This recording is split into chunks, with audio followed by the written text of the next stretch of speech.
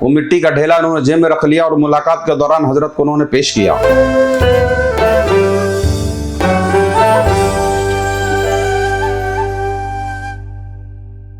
بسم اللہ الرحمن الرحیم، اللہم صلی وسلم علی سیدنا محمد وعلی آل سیدنا محمد کما تحب و ترضی بان تصلی علیہ۔ پیر، فقیر اور بیٹی کے گھر خالی ہاتھ نہیں جانا چاہیے۔ یہاں پر خالی ہاتھ جائیں گے تو بے برکت واپس آئیں گے۔ پیر، فقیر، بیٹی کے گھر کبھی بھی خالی ہاتھ نہ جائیں، بلکہ کچھ نہ کچھ نظر و نذرانے ہدیہ کے شکل میں ضرور لے جانا چاہیے، یہ آداب میں سے ہے۔ لیکن مشائخین کے لیے مریدین جو فتوح لاتے ہیں اس میں لینے کی بھی کچھ احتیاطیں ہیں، جیسے زکوٰۃ اور غیر شرعی مال جس کو شریعت نے منع کیا ہوا، جو ہمارے حقوق میں سے نہیں، اس کو نہیں لینا چاہیے۔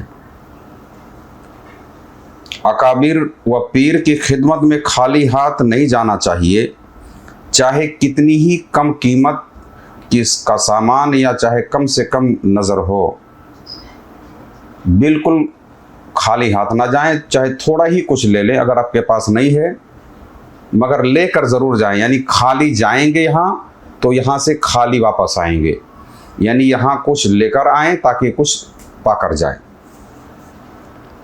یعنی خالی ہاتھ جاؤ گے تو خالی ہاتھ آؤ گے، اس لیے کچھ نہ کچھ نظر کی شکل میں ضرور لے کے آئیں۔ شیخ کی بارگاہ میں کچھ نہ کچھ نظر کیش کی رقم میں بھی پیش کر دینا چاہیے، اور ان کے کھانے کی بھی کوئی چیز اگر پسندیدہ میں سے ہو وہ بھی پیش کر دینا چاہیے۔ مگر بہت سارے لوگ ایسے ہیں کہ مشائخین سے اتنے دور رہتے ہیں، صرف ایک کمرشل بیوہار ان کا رہتا ہے کہ شیخ کی پسند اور ناپسند کیا ان کو خبر بھی نہیں ہوتی ہے۔ میرا اپنا بھی معاملہ یہی رہا ہے کہ ہمارے پیر صاحب صوفی اقبال اشرفی رحمۃ اللہ تعالیٰ علیہ کی خدمت بابرکت میں جب بھی ہم حاضر ہوتے تو حضرت کا پسندیدہ جو فروٹ ہوتے اس میں سے کچھ نہ کچھ لے لیتے، خاص طور پہ پکا ہوا پپیا اور کچھ کیش کی شکل میں نظر ضرور پیش کرتے۔ ہمارا بھی اسی پر پوری زندگی، جب تک کہ حضرت باحیات رہے ظاہری زندگی میں، اسی پہ عمل رہا ہے۔ تو مشائخین کے بارے میں یہ ہے کہ ان کے بارگاہ میں حاضر ہوں تو کچھ نہ کچھ کیش دے دیں، اور بہتر ہے کہ کوئی نہ کچھ ان کے کھانے کی جو چیزیں ہوتی ہیں جو ان کو پسند ہو اس کو ضرور پیش کریں۔ اب آنے والے لوگوں کو یہ نہ سمجھ میں آ جاوے کہ یہاں پہ تو ملنے کا بھی کیا نام ہے پیسہ لگتا ہے، ٹھیک ہے؟ اس غلط فہمی کو دور کرنے کے لیے ہم آپ کو بتائیں کہ جب بھی کسی کی بارگاہ میں جائیں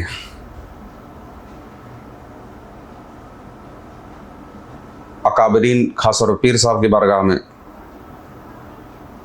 تو قیمت اہم نہیں ہوتی، یہاں آپ کی نیت سب سے زیادہ اہمیت رکھتی ہے۔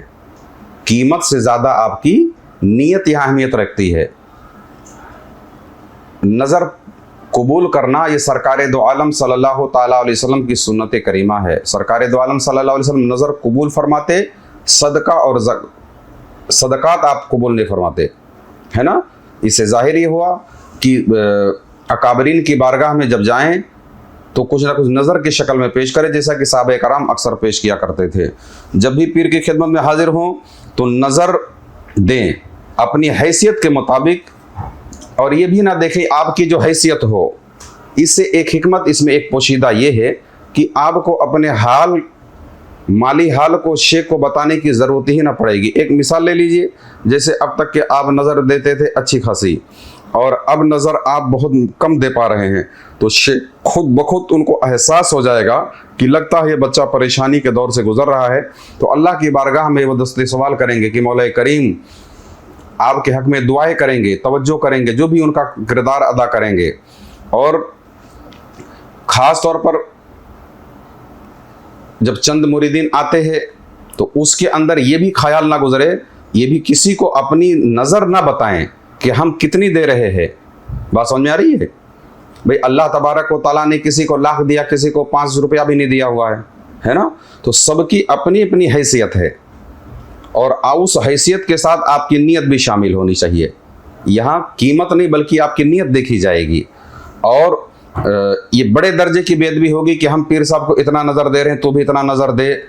یہ ساری چیزیں ٹھیک نہیں ہے, بالکل غیر مناسب چیزیں ہیں. آپ کیا نظر دے رہے ہیں بند ہاتھوں سے آپ خود ہی جانے اور آپ کا اللہ جانے. سمجھ میں آیا؟ اور مشائخین کے آداب میں سے مشائخین کا بھی طریقہ یہی رہا ہے کہ کون نظر کتنا دے رہا ہے وہ گن کر دیکھتے نہیں ہے نا, بلکہ بند مٹھی آپ نے دیا, بند مٹھی جیب میں ڈال دیتے ہیں اللہ کی دعاؤں کے ساتھ, تاکہ اللہ تبارک و تعالیٰ آپ کو خیر دے, برکت دے. تو یہ چیز بالکل قطع نہ کریں کہ تم کتنا دے رہے ہو, ہم اتنا دے رہے ہیں, یا ہم اتنا دے رہے ہیں دیکھو ہم دکھا کے. تو یہ بے ادبی ہو جائے گی. نظر جب بھی شیخ کی بارگاہ میں پیش کریں تو چھپا کر پیش کریں, نہ کہ لوگوں کو بتا کہ ہم اتنا دینے والے ہیں. اور یہ تو رہا آپ کا کام کہ پیر, فقیر اور بیٹی ان تینوں کے پاس جو ہے خالی ہاتھ نہیں جانا چاہیے, ورنہ وہاں سے بے برکت واپس آپ آؤ گے. اب رہا مشائخین کا جو کردار, اس میں یہ ہے کہ جہاں آنے والوں کے لیے حکم یہ ہے کہ خالی نہ آئیں, وہیں جن کے در پر آئے ہیں ان کے لیے بھی حکم یہ ہوتا ہے کہ وہ بھی آنے والوں کو بغیر کچھ کھلائے پلائے واپس نہ بھیجیں. فرمان مصطفیٰ صلی اللہ تعالیٰ علیہ وسلم ہے, جس کا مفہوم کچھ اس طرح ہے کہ جس نے کسی زندہ سے ملاقات کی, جس نے کسی زندہ سے ملاقات کی, اس نے کچھ نہیں چکھا تو گویا اس نے مردے سے ملاقات کی. بات سمجھا رہی ہے؟ یعنی آپ کسی کے پاس آئے, ہمارے پاس آئے ہمارے باپ, اور ہم نے بغیر آپ کو کچھ کھلائے پلائے واپس بھیج دیا, تو گویا آپ ہم زندوں کے نہیں ہیں, مردوں کے پاس آپ آئے ہیں. تو چاہے اس میں ایک گھونٹ پانی ہی کیوں نہ ہو, جہاں آنے والوں کے لیے حکم یہ ہے کہ وہ اپنی حسب حیثیت جو ہے لائیں, وہیں یہاں کے لیے بھی حکم یہی ہے کہ اگر یہاں پر کچھ میسر نہیں ہے یا کوئی وجہ ہے, اگر کچھ کھانے کو نہیں دے رہے ہیں تو کم سے کم ایک گلاس پانی ہی, ایک گھونٹ پانی ہی کیوں نہ دیں, تاکہ اس نبی پاک صلی اللہ علیہ وسلم کی اس قول پر عمل ہو جائے. مشہور ہے کہ ایک طالب کسی بزرگ کی ملاقات کے لیے حاضر ہوئے اور نظر دینے کے لیے کچھ بھی ان کے پاس نہیں تھا, نذرانے میں پیش کرنے کے لیے کوئی بھی رقم ان کے پاس نہیں تھی, اتنی غربت و مفلسی تھی. تو آتے آتے راستے میں ایک پتھر مٹی کا ڈھیلا مل گیا, وہ مٹی کا ڈھیلا انہوں نے جیب میں رکھ لیا اور ملاقات کے دوران حضرت کو انہوں نے پیش کیا, اور حضرت نے جیب میں رکھ لیا, اور اتفاقاً سفر پہ جانا ہوا, استنجے کی حاجت ہوئی, وہاں پانی موجود نہیں تھا. تو وہی ڈھیلا جو آنے والے نے صدق دل سے نظر میں پیش کیا تھا, وہی ڈھیلا استنجا کرنے کے کام میں آ گیا. تو جو کچھ بھی آپ لاتے ہو آپ کی نیت کے حساب سے وہاں برکت ظاہر ہوتی ہے. اب مشائخین کی بارگاہ میں, اکابرین کی بارگاہ میں آپ حاضر ہوئے, درویش کھانے میں سے کچھ بھی چیز دے دے, شیخ کھانے میں سے کوئی بھی چیز کھانے پینے کے دے دے تو فوراً اس سے لے لیں اور ترنت اس کو کھا لیں. بہت سارے لوگ نزاکت دکھاتے, ہم چائے نہیں پیتے, ہم پانی نہیں پیتے, ہم یہ نہیں کرتے, وہ نہیں کرتے. یہ نعمت کی محرومی ہے. مشائخین, اکابرین, فقراء کے دربار سے جو کچھ بھی مل جائے فوراً اس کو بطور تبرک لے لیں اور اس کو کھا لیں, کیونکہ یہ حضرات جو کچھ دیتے ہیں ان کے ہاتھ کے ساتھ کوئی نہ کوئی نعمت ضرور ہوتی ہے.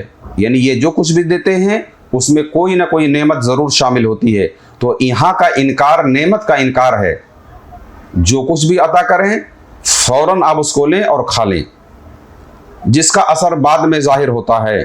کوئی بزرگ لباس یا جائے نماز عنایت کرے تو اس معاملے میں اللہ تبارک منعم حقیقی, یعنی اللہ تبارک و تعالیٰ حقیقی نعمت دینے والا اللہ کی ذات ہے, اس کا شکر ادا کریں اور 2 رکعت نفل ادا کریں, اور پیر کے لیے بھی کوئی ہدیہ لائیں. اگر شیخ نے جا نماز یعنی مصلی, تسبیح یا اس طرح کا کوئی سامان آپ کو دے دیا ہے تو اللہ کا شکر ادا کریں کہ پروردگار عالم شیخ کی طرف سے کوئی نعمت ہمارے طرف آئی ہے, اور اس کے بعد شیخ کو بھی نظر ہدیہ کی شکل میں کچھ ضرور پیش کریں.